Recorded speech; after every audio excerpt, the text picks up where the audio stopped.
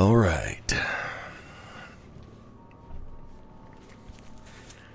Okay. Are we doing this?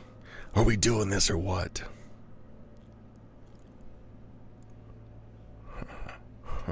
All right. Okay. Are we doing this? Station Zero, yo, from Los Angeles, California. I'm an avid watcher. Thanks, Station Zero. I appreciate you, man. Thank you so much. That's a cool name, Station Zero. I like it. Alright, so what are we doing here? This is part 3 of a limited series horror podcast that I'm creating. It's called Shadows in the Pines. There's going to be about 6 parts, and that'll be the podcast. That's the whole thing. It's a limited series podcast. You know, when Amazon or Netflix puts out a show and there's only like just a few episodes or a season, right? And then it's done. That's this. But it's in the horror fiction genre. So, a couple things. If you like being told stories and scary stories, this is for you. It's called Shadows in the Pines. It's about a home invasion, but there's a twist in there. It's a little... I really like it. I really like it a whole lot. I remember watching some home invasion movie before, and one of the main characters was like one step ahead of the attackers. And I was like, no way, how's she doing this? That's pretty cool. And then it was revealed that the person who was able to stay one step ahead of the attackers and keep her friends as safe as possible, she was able to do that because she was a Girl Scout. And I thought that was... Love Girl Scouts, right? But that was fucking lame. What I thought they were going to do was reveal that she used to be a home invader. And that's why she knows all the tricks. And she knows how to keep her friends safe, and she knows what's coming next. I was like, man, this is going to be so cool when they reveal this. But then they didn't. They said she was a Girl Scout. So I was like, dang, dude. Well, one day, somebody's going to make that story. Somebody's got to come around and, do what I thought they were going to do so many years ago in this movie. Well, nobody did, to my knowledge. So I was like, fuck it. I'll make that story. And I did. So that's what this is. Shadows in the Pines. It's this group of 4 people that go off into this cabin in the woods. And they start being home invaded, right? But one of the main characters, Maya, who's voiced by Amanda Jane, that hosts The Darkest Hour, she's the main character, Maya. She is able to, see what's coming and protect her friends and whatever. And that's because she used to roll with these home invaders. She grew up in a broken home, bad parents, was sold to a bad dude who eventually taught her how to home invade. And she was really good at it. And then one day she had this awakening where she was like, hey man, this is not good. What we're doing is bad. So she runs away from the group. Well, 5 years later, the group finds her, and now they're here to kill her. So, the twist comes quick. We find out pretty dang quick that she used to be a home invader. But the crux of the story and the weight of the story comes after that, when we find out, okay, well, how does she keep her friends safe? What happens next? Does she get killed by the group that's been looking for her for the past 5 years that she ran away from? And so on. Greg says good morning. I feel a little bit stuffy. I'm going to try not to sound like it, but I certainly feel like it. Okay, let's see. Ooh. Oh, also, a little bit more housekeeping before I hit record. Two money things. Any super chats or donations that come through during the Shadows in the Pines stream, they go directly to the production cost. The story costs money, the art costs money, and a couple of other things. So, if you like the idea or me or the story and you want to throw a couple bucks one way or the other, that would be appreciated because it all goes just right back into the production cost. Also, there's posters available at the link in the description of this live stream. They're 18 inches by 24 inches, so they're kind of big boys. I think I put them up for $15 because that's one of the cheapest options where I could still make a couple bucks every time we sold one. So there's that. There's that. I think I'm going to go blow my little nosy, and then when I come back, we're going to hit record. Be right back.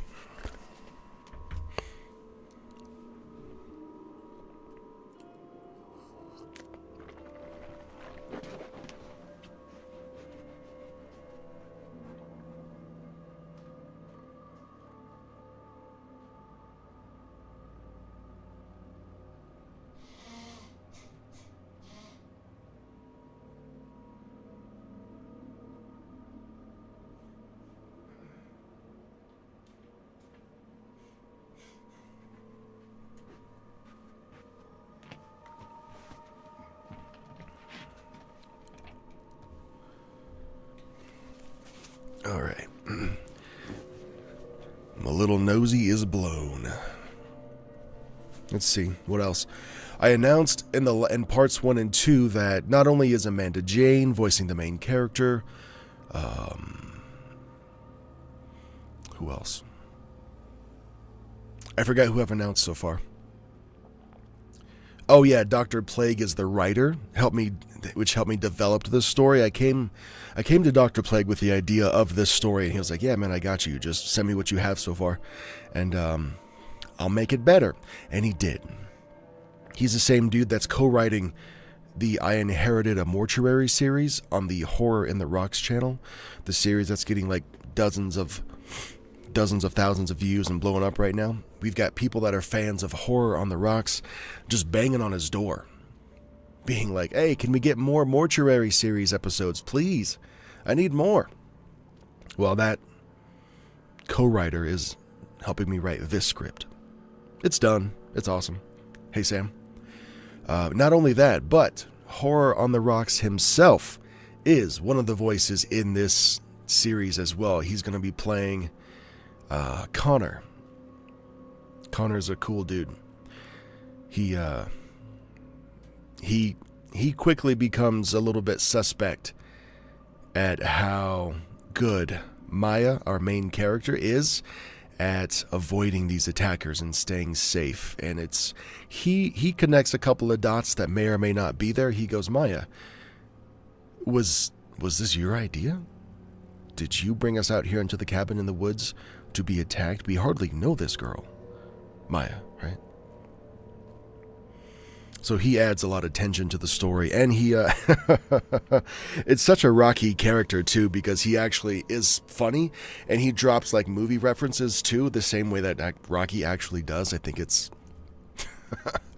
I kind of think that Dr. Plague might have had Rocky in mind for this part as he was writing the part. All right. Well, without any further ado, this is part 3 of Shadows in the Pines. It's called Echoes of the Past.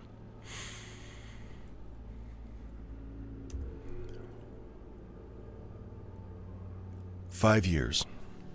It had been 5 years since Maya had seen a group like this in action, and then she was within it.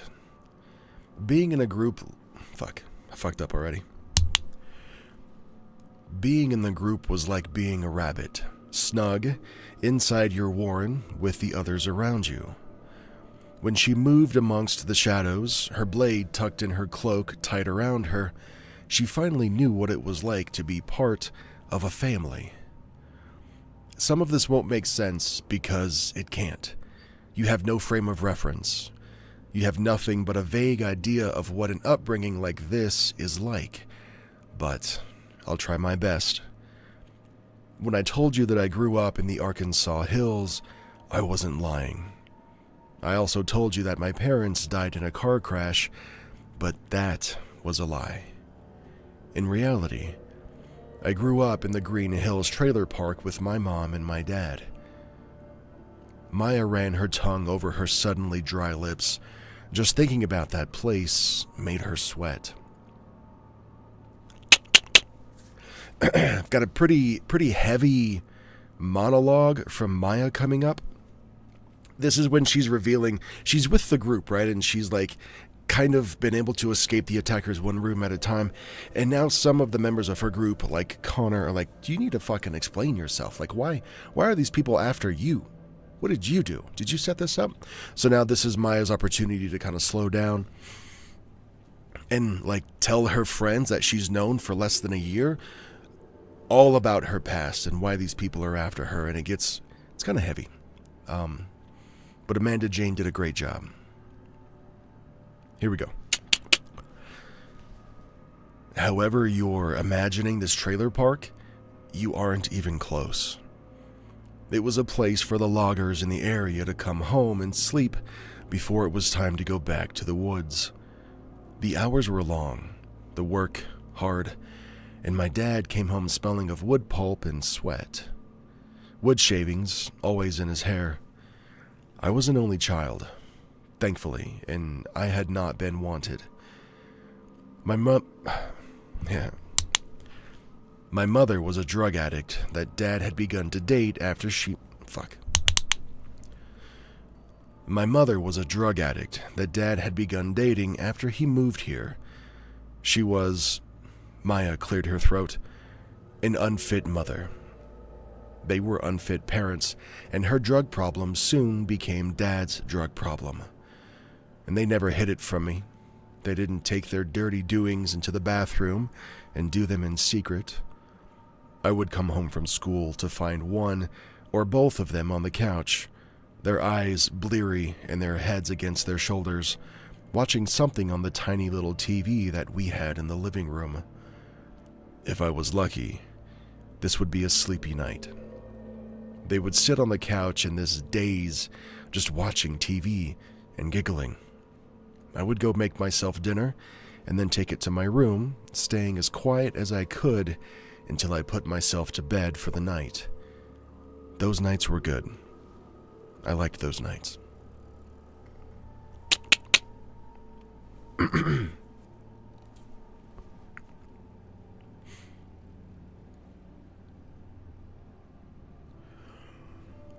She looked around at her assembled friends, their faces concerned and their attention held.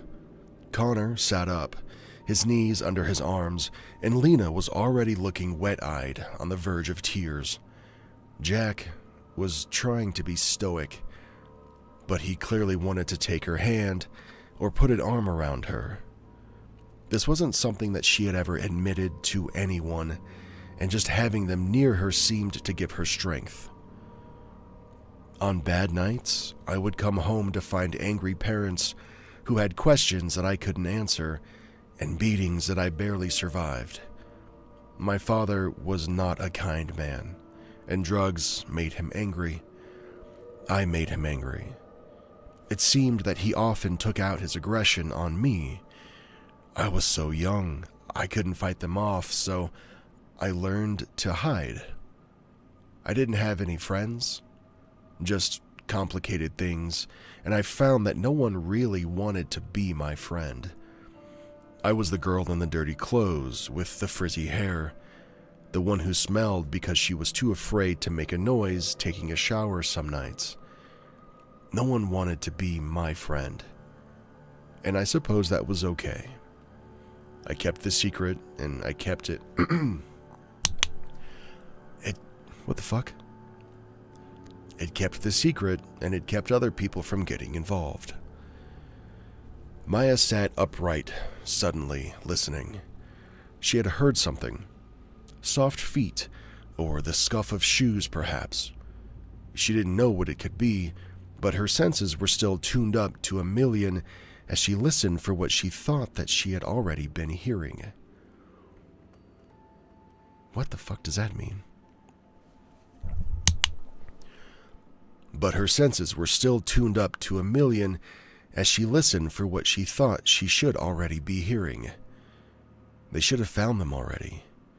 They should have been dead, but Maya wasn't going to question good fortune. It was like that for years, and I had to grow up pretty quickly. I learned to cover my bruises, both with long sleeves and my mother's makeup. I learned to be quiet and to move unseen, and it kept me from catching beatings more often. I suppose I was training to be a shadow even before I knew what they were. I was already a ghost, so who would miss me when I was gone? Maya looked around, wanting to be sure that they understood. She had every eye, and none of them said a word the whole time. They were wrapped around her every word, and she almost laughed at them. This wasn't even the most interesting part. There was so much more to come. They had no idea what they were in for. The shadows had been watching me for a long time. I don't know exactly how long, but he told me since I was very young. He? Lena asked. Who is he? Maya wet her lips again, unable to say his name. The director. The head of the organization. He finds people.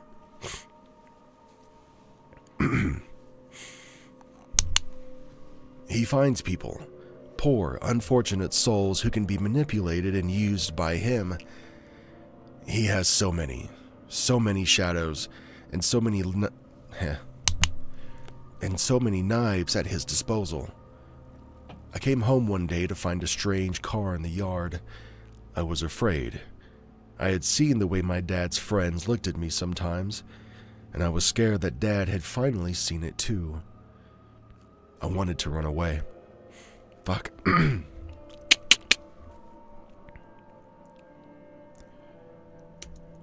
I better not be getting sick. I'm so pissed. I'm gonna go blow my nose again. Be right back.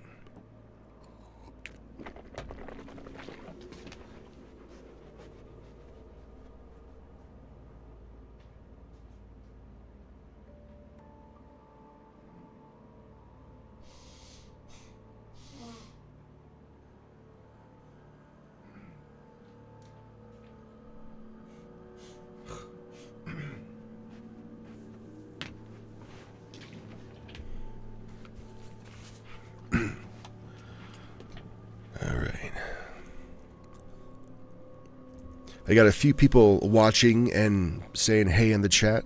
Don't be afraid to ask any questions or say hey. Let me know what you're doing. Let me know where you're listening from.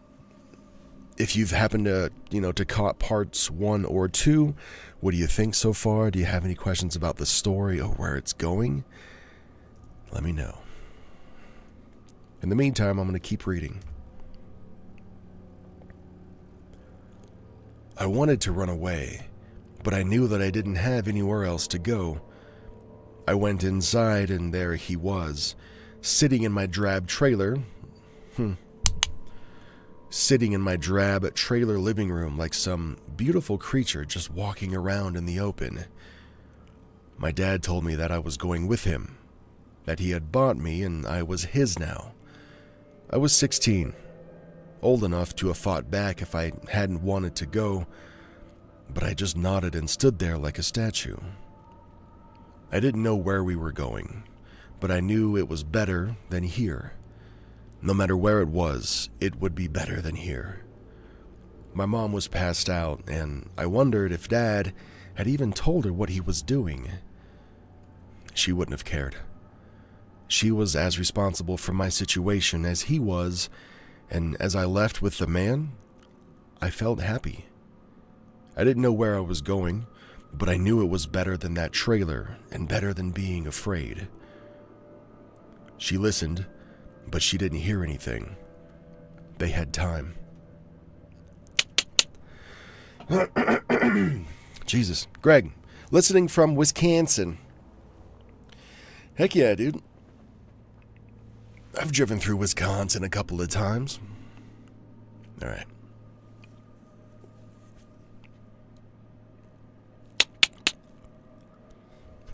When we were inside his car, he told me that he knew what sort of life I had lived, and he wouldn't let that happen again. He said, I'll teach you to be strong.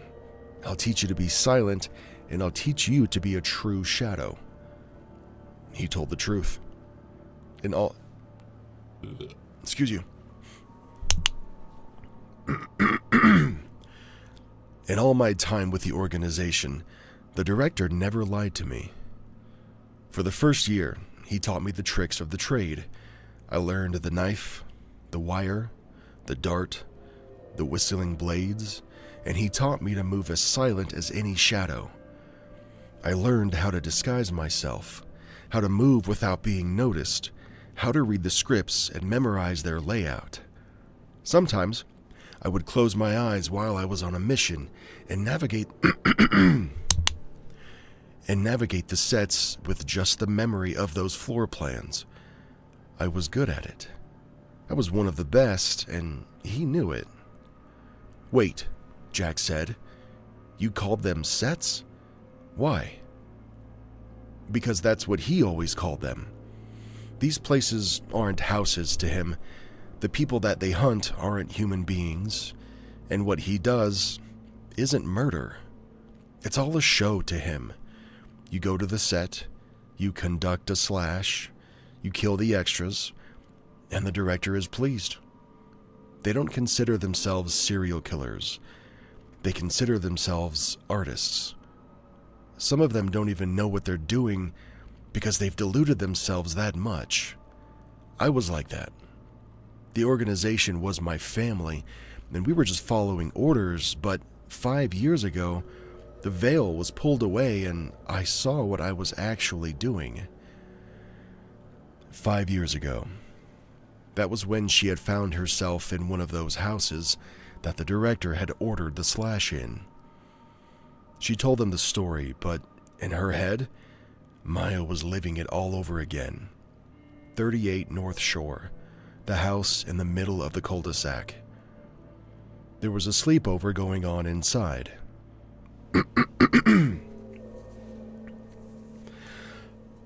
Florida. All right. Everybody be careful. We got a Florida man in the chat. What's up, Sam?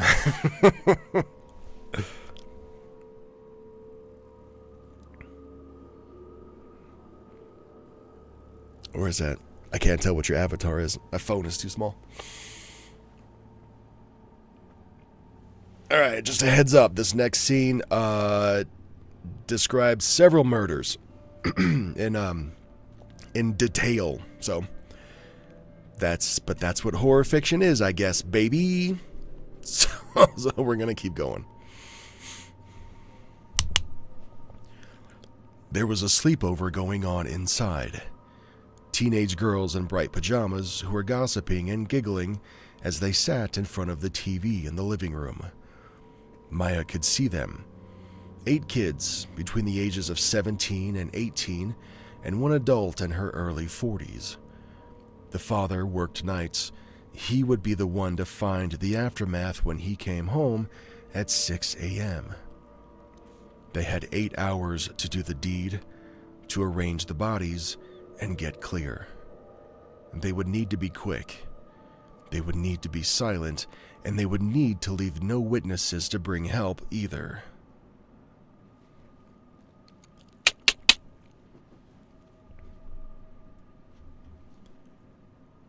The sun is setting, Derek said into... Sun is setting, Derek had said into her ear. Derek was around the side of the house. Another blade was around the side near the power box, and no less than 8 shadows were sitting on the roof. Maya had to squint to see them. Their grays blended into the shingles seamlessly, and if you weren't looking for them, they would be utterly invisible. Maya checked her watch, the same one that she was wearing in the real world. 8 o'clock. Time to start. Kill the lights, she whispered. Somewhere around the side, one of those silver balls that Maya had used to knock out Derek's comms was set on the power box, and after a count of 5, all the lights in the house suddenly went off.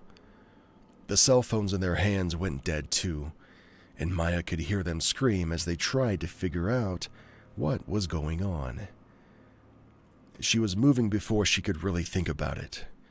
She knew that Derek was on the move too, and so was the other cutter.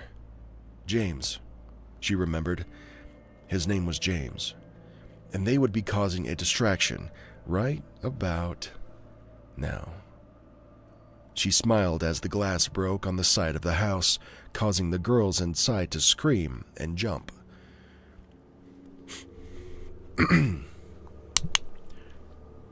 She smiled as the glass broke on the side of the house, causing the girls inside to scream and jump. The mother was gathering... Damn it. The mother was gathering close to them, assuring them that everything would be okay, and as another window shattered, Maya came quickly through the sliding glass door and went into the dark living room. Some of the cutters wore night vision, but Maya found that she didn't need it. She had always seen just fine in the dark, and as one of the girls turned to notice her, Maya smiled behind her porcelain mask. It's Misa from Death Note? Oh, yeah, I see it now. Okay, badass, Sam. God dang, I love Death Note, dude. I finally watched that for the first time with my wife, I don't know, 5, 6, 7 years ago. I didn't love the, the series or the arc where they were in that building with the other people. That felt like it went on for too long. But dude, everything else, so cool. It's the music, like the cinematography of like the art, dude. It was such a good show. I love it.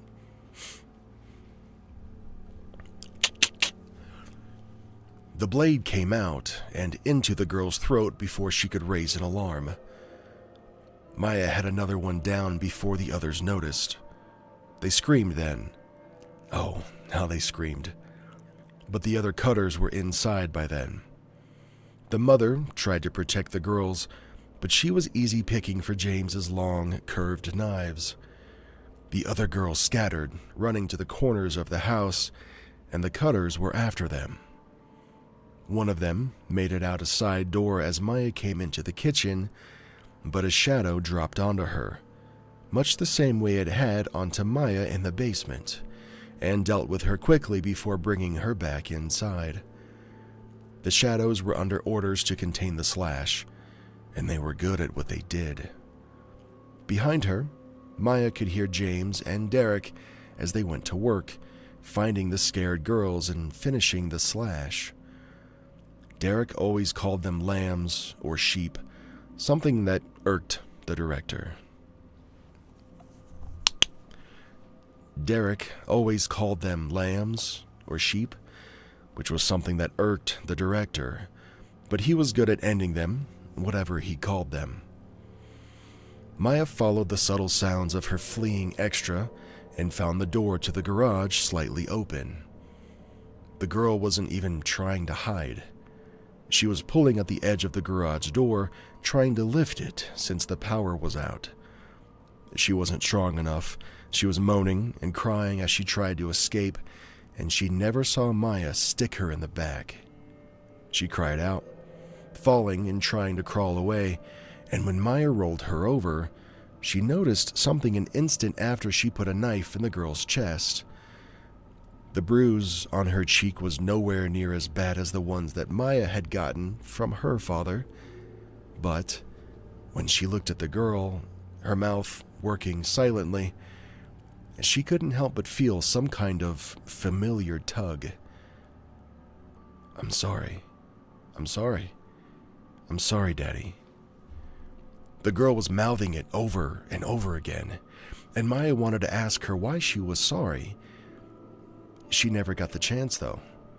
The girl died right there on the floor of the garage, but as Maya watched her lips stop moving, Maya watched her face suddenly transform into her own. She was her. She was her from 5 years before. She was just a scared girl on the cusp of 17 who didn't know what was going on. She was Maya if she hadn't been raised by people who were barely people. She was just a girl trying to live her life, and Maya had taken it away from her. Suddenly, This girl, lying in Maya's arms in this garage, wasn't an extra. And Maya wondered how many others had been people and not just faceless sacks of meat. As she stood there, she wondered how many others had been more than sacks. What the fuck? And not just faceless sacks of meat. How many others had been people with lives and friends and parents who loved them? How many people had she taken that from? And how many people had she ended because the director said it was just a slash? She didn't know when she started running, but she did. She ran from that house, from the blood, from her own family, and by the time she stopped, she didn't know where she was anymore. She kept running, kept moving, and hadn't dared to stop running for 4 years. If she kept moving, kept going, never stopped, then maybe the organization would... Maya? She shook her head, realizing that Lena had called her name more than once. Sorry, it's a lot to relive. Well, after 5 years with no cutters or shadows coming after me, I thought I might have been safe.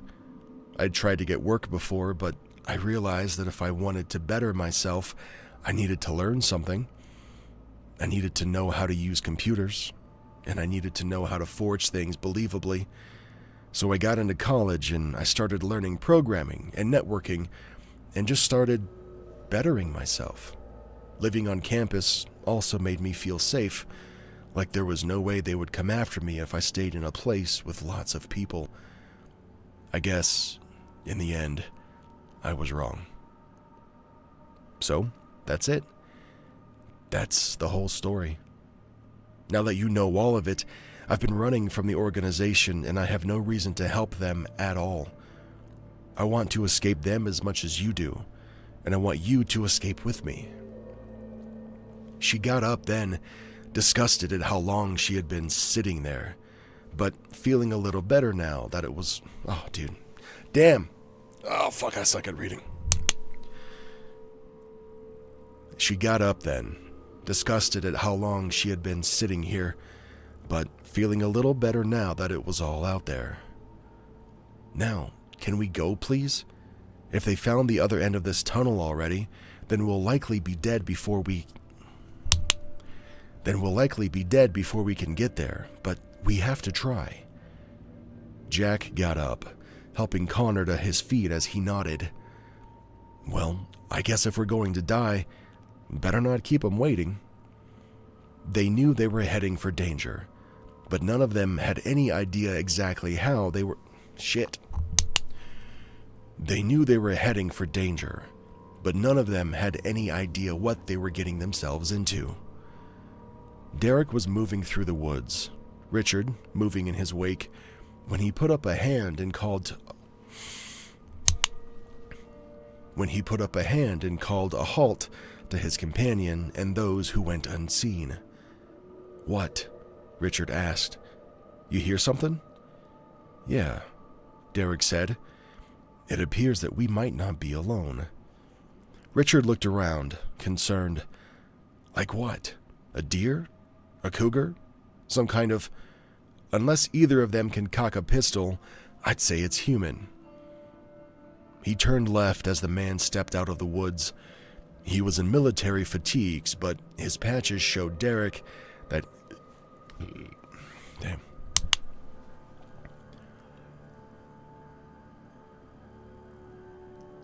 He was in military fatigues, but his patches showed Derek that he was no more military than Derek was.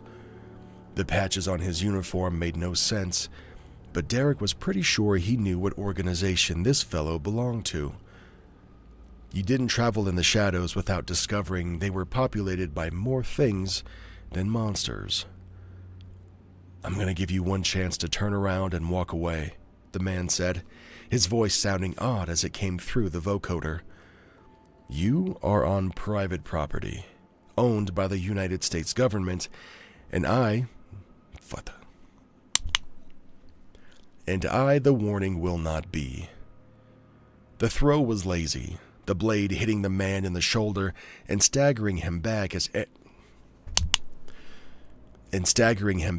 Derek stared at him. Derek didn't really want to kill him. He just didn't like having guns pointed at him. The man fired anyway, but the angle was off and the bullet went wide and into the woods. Derek, however, was not hampered by 4 inches of steel stuck into his shoulder, and when he pressed another knife into the man's throat, he dropped the gun and spread his hands apart. "You aren't part of my slash, sheep, so I'm only going to ask once. Why are you in my way?" I triggered but his voice changed as Derek cut the strap on the vocoder and let it drop to the forest floor. Let's try that again, with a little less synth and a little more speech. I triggered a signal the second I left the listening post. If I don't give a return sign in the next 30 minutes, an airstrike will turn this forest into an inferno. Derek raised an eyebrow to that. Derek raised an eyebrow at that. There must be something pretty important out here if it was worth risking a forest fire to keep people safe and away. To keep people away from it. "You have no idea," the man said. "We know about the cave and the cemetery," Richard said, but the script was a little foggy about military bases in the Indiana woods. "It's not a base," the man said. "You have about 15 minutes before this place is a bonfire. It's a 7-minute walk, so you might want to let me get about it." Derek nodded. "Well, let's go then. I have a phone call to make anyway, and it sounds like we have some things to discuss." "Derek, this wasn't in the script," Richard said, and Derek laughed as he put his blade in the man's ribs and told him to lead the way. "Richard, haven't you ever heard of improvising?" "We have just a little more than 2 pages to go."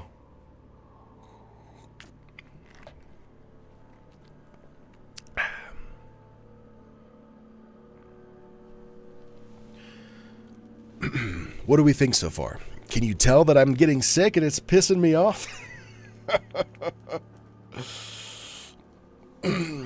So yeah, just a little FYI. As I'm reading these in the live streams, there are no character voices, just me doing it. And when the final produced version goes up on YouTube and Spotify and whatever else, that's when I can edit in, the voice of Amanda Jane and the voice of Horror on the Rocks. And by the way, Engineer Richard, is that who I think it is? Hold on. Page 55. Cool. Vidith. If you like scary stories, then you probably know who Vidith22 is. He's the voice of Richard, the guy that's walking around with Derek right now. That was fun. That was cool. All right, here we go. The earthen tunnel stretched on and forever. Fucked it up already. The earthen tunnel stretched on and on forever, pushing into the earth like a searching finger. Maya and her friends navigated it slowly, each twisting making her think it might shift. Okay, cool. Maya and her friends navigated it slowly, each twist making her think that it might shift upward and lead to an exit. The longer it went, the more impressed that she was with whoever had dug it. This could not have been easy. It had to have taken weeks or even months to dig this far into the earth, and it would have been... Fuck, dude. And it would have been made without machinery, too, unless she was very much mistaken. She didn't know how the roof stayed up, how the tunnel simply didn't collapse in on itself without struts or posts, but it did. "Feels like we've been walking for hours," Connor said. "It only feels like that," Jack told him. "In reality, it's been about 45 minutes. "Well, thanks for the news, Chet," Connor said, sullenly. We have to be past the property line of the house by now, Lena said. It almost seems like we're heading for the cave. Yeah, what's up with this cave anyway? Connor said. You've been excited to see it ever since we planned this trip. Well, it's a naturally forming limestone cave that was found beneath the cemetery after it was constructed. The formations inside are supposed to be pretty spectacular. I had read that the Park Service had it sealed off due to some kind of damage, but I was hoping it was open again now.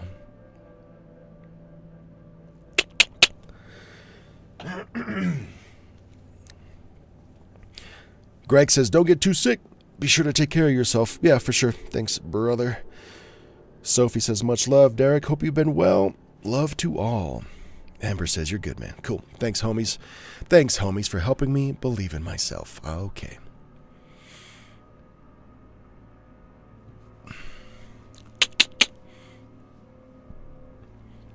You don't think somebody just cut their own tunnel, do you? Connor joked, but no one laughed. I can't imagine why, Lena said quietly, more to herself than the others. The cave is nearly 2 miles from the cabin. He would have to be very committed to make it that far. Jack ran a hand over the walls. I'd say whoever did this was committed, or should have been. The deeper they went, the more Maya noticed the signs of that obsession. She saw broken tools, discarded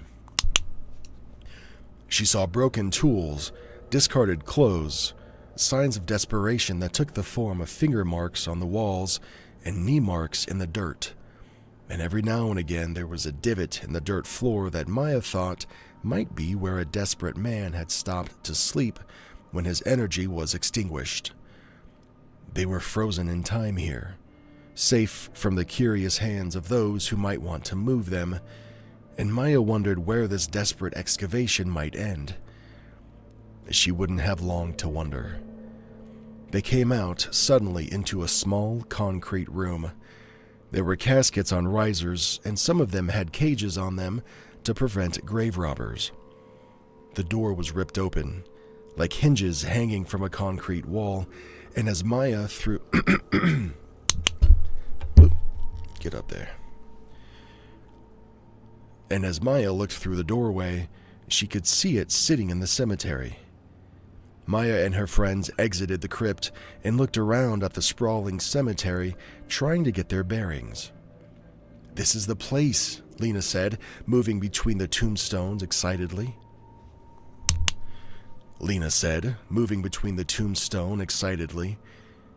How exactly are we here, though? Connor asked, sticking close to her. We would have had to go up to... Flubby. We would have had to go up to get to the cemetery. How are we just here?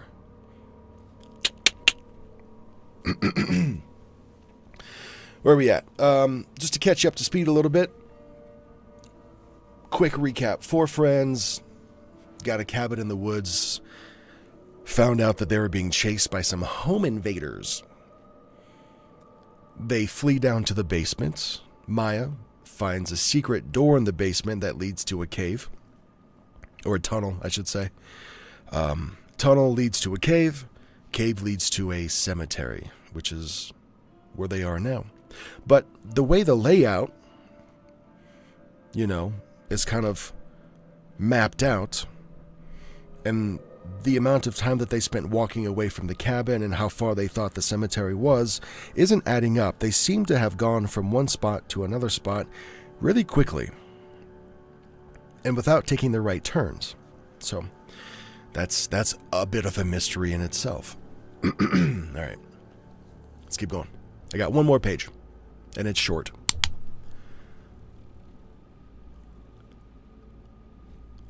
Jack had taken a few steps out when he glanced back and noticed that Maya wasn't with them. Maya, what's wrong? He said, going back to her. Something feels wrong, Maya said as she looked around, the anxiety wafting off of her. Can't you feel it? Jack looked around fitfully, feeling nothing but hearing something. Well, It was more of a lack of something. "It's so quiet," he said, but he realized it was more than that. It was quiet. It was dead silent. Oh, that's the end of part 4. Okay, I didn't have a whole page like I thought I did. Woo! Cool. So where are we at? They came out of the cave, up into a cemetery, and it's quiet. They don't hear a sound. I guess since we're on a live stream and there are just, a handful of you here, yeah, this is a story about a home invasion gone wrong. And it's a story that I've wished somebody would have told for the last, 8 years since I've been sitting on it, but nobody has, so yeah, I'm just going to do it myself. But it's there's also an SCP element. I don't know if you know what SCPs are. If you do, let me know in the chat. This is not a story about an SCP, but one of my favorite SCPs is still in the story. It's like a little Easter egg just for me. Sam says, "Thanks for the recap. I'm at work, so trying to multitask." I got you, brother. All good. Or sister. I can't tell. I'm sorry. Dude, we'll go with. Yeah, every now and then. Not only for me, but because I know, if I'm going to be doing 6 different live streams, a live stream for each different episode, each different part of the story, people are going to be jumping in and out, and, a recap just takes 30 seconds, so why not? I'm going to take a minute just to edit a couple of things while we talk about SCPs in the chat.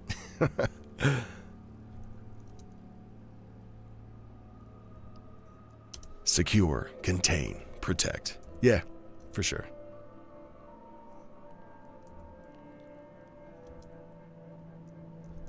I didn't think I wanted to announce the fact that there was an SCP in the story because it doesn't really play a big part. Sister, but dude's good too. All right. Thanks, my sister from another mister. Right, so like I said, but fuck it, dude. There's 6 of us right now. So yeah, I'll spill those beans. There is an SCP in the story.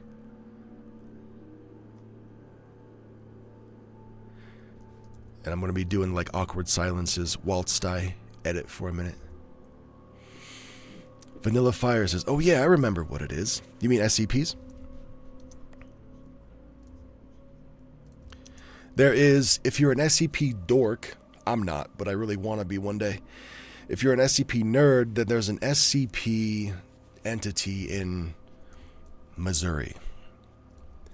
And that's where the story takes place. As we were developing the story, I was talking to Dr. Plague, the guy who was mostly writing it and giving it life and stuff. He's the guy that turned it into a story with living, breathing parts instead of just a fucking series of events that happened. SCP Easter egg is cool. Yeah, thanks, dude. Glad you think so. And I was like, you know what, Dr. Plague, can we... And I didn't tell him at first, I don't think. Because I kind of just wanted it to be my own little thing. But I was like, dude, can we set this in a town called Joppa, Missouri? And he's like, okay, whatever. I'm like, can we put a cave in there too? He's like, yeah, I guess. And then I was like, all right, cool, I'll just stop being weird. And then I sent him the SCP lore about that particular entity. I forget what SCP numbers it is, but I think it's O-Death. Yeah, let me share what entity it is, and then I'll cut it out here. SCP Cave. SCP-2935, also known as O-Death.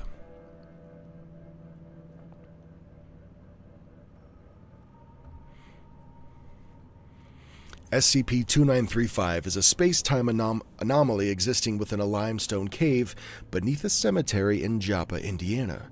The cemetery, whose last interred individual died in 1908, was discovered by Foundation personnel, the SCP Foundation, after radio signals were discovered emanating from the cave. The SCP-2935 anomaly is a near-exact replica reality of modern Earth in the year 2016. With their primary exception being that all life, both biological and non-biological, as well as any sentient entities, machines, computers, or other lifelike phenomena within SCP-2935, ended or died on April 20th, 2016. So there's this whole, and I don't know if the person who made this entity was aware of this when they did it, but like there's this whole meme going around of like how much better life was and how much more colorful and more fun and more exciting life was in 2016. Like that was the last good year, you know what I mean? Like we had good movies coming out, you know, 2020 hadn't happened yet. Good shows, just good media, good stories coming out, you know what I mean? I don't think there's a political aspect to it at all. Maybe there is. And I'm just naive to it. I don't know.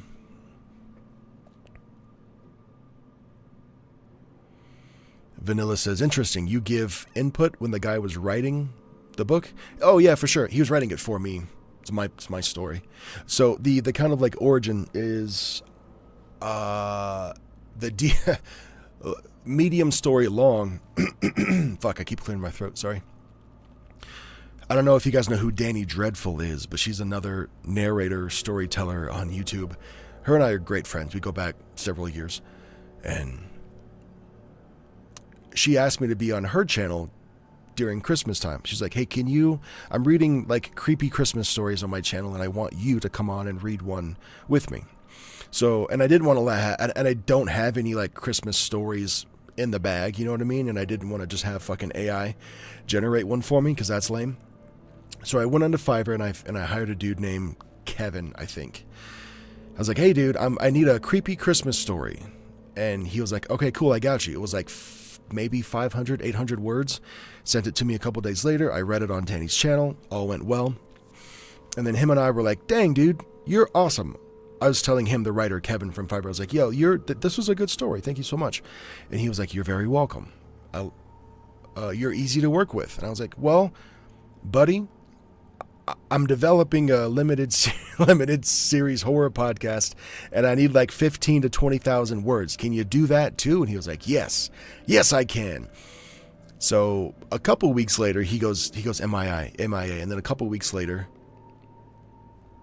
he sends me this story that's just like, it is 6 parts and there is like 15-ish thousand words, but it's just like riddled with errors, and not AI errors. This dude takes great effort and not using AI, and the errors that I found while I was reading the story, they were not AI errors. They were like legit human fuck ups. And I was like, well, dude, I'm noticing a whole bunch of like errors over here. Can you fix those? And then he went kind of like, again, MIA, AFK, whatever you want to call it. And he became really slow to respond. And I was like, you know what? Never mind. I'll just take what you gave and I'll have, you know, somebody else wrap it up for me. And so I did. And that's when I found Dr. Plague. So I was able to give Dr. Plague this foundation of a story. And he took a couple days to read it. And he was like, you know what, Derek? There's some stuff in here that I think he did good, but I want to come in and rework some stuff. And so I said, yeah, of course. Whatever you need, dude. You're the writer. If I was the writer, I would do it myself, but I'm not. I suck at it. I notice you're real cute, big boy. Uh-oh. We got Gemini. I can't do a Gemini impression right now. Gemini in the chat because I'm getting sick, dude, and I feel so bad. So, yeah, I was able to give Dr. Plague the outline, what Kevin gave, and then he turned it into something so cool and so fun, and all the while I'm like, hey, man, do this, and he was like, yeah, sure, and here we are. The story's done. Been done for a couple weeks. Gemini in the chat. Also, while I'm on the subject of announcing voice roles, Gemini has a part in this story as well. I want to say a big thanks to Mr. Gemini Reads for recording some audio for me for this story.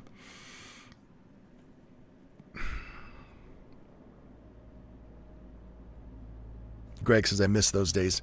Me too, dude. And so does everybody else. So getting back to the SCP thing, yeah, you come out of the cave, and it looks exactly like how it does in April of 2016, but everybody's dead. So that was part 3 of Shadows in the Pines. They're still running away from the home invaders who found them 5 years later. Maya just confessed all of her, fuck-ups to the group, hoping to gain their trust and to remind them that they're all on the same team running from the same attackers. They end up in this cave, they come out of the cave, and then Maya and Jack kind of both realize at the same time that it's way too quiet up here. So the next live stream is going to be part 4, of course. And if memory serves, I think we get to learn a lot more about whatever's going on outside the cave for them. They get to like learn in real time that everybody's dead. How do they react to that?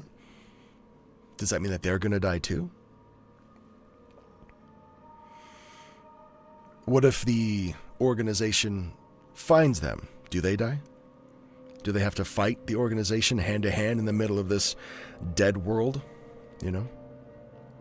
Shit like that. That's it. Quick little reminder, any super chats, any donations go directly to the cost of the production of this limited series podcast, because it costs money to have it written and then rewritten, and then the art costs money and so on and so on.